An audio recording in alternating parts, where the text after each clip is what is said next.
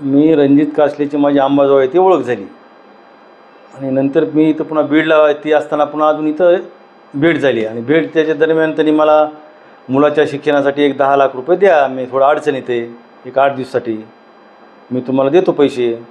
पण त्याने वारंवार माझ्या पैशाची मागणी केली मला. मी नको, नाही नाही नाही म्हणायचं. पण तरी मला त्यांनी मी देतो म्हणत मला एक त्यांनी दुसरा अकाउंट नंबर दिला. तर मी ती अकाउंट नंबर नाही टाकले पैसे. मी म्हटलं तुमच्याच अकाउंट टाकतो, मला तसं म्हणजे वाटलं. मग नंतर मी त्यांच्या अकाउंटवर पैसे टाकले 10 लाख.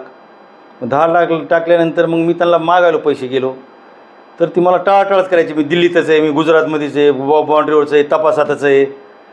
तर मी म्हणलं तुम्ही शिक्षणासाठी घेतले द्या ना मला पैसे. मग मला असे वारंवार टाळ करून मी पुन्हा वरिष्ठांशी त्यांना म्हणलं मी सांगेल तुमच्या येऊन तिथं. मग ऑफिसमध्ये आलो. मग ऑफिसमध्ये त्यांना बोललो 1-2 वेळेस द्या पैसे. ते वरिष्ठालाही माहिती मी त्यांची माझी शाब्दिकची ही झालेली आणि त्याला ह्या पैशाला आणि त्या VM चा काही संबंध नाही. मला वेगळंच वळण लावायला नाही. आता उसने पैसे VM ला घेतले किंवा त्याच्या खात्यावर कसे पैसे गेले ह्याचा काहीच संबंध नाही ना.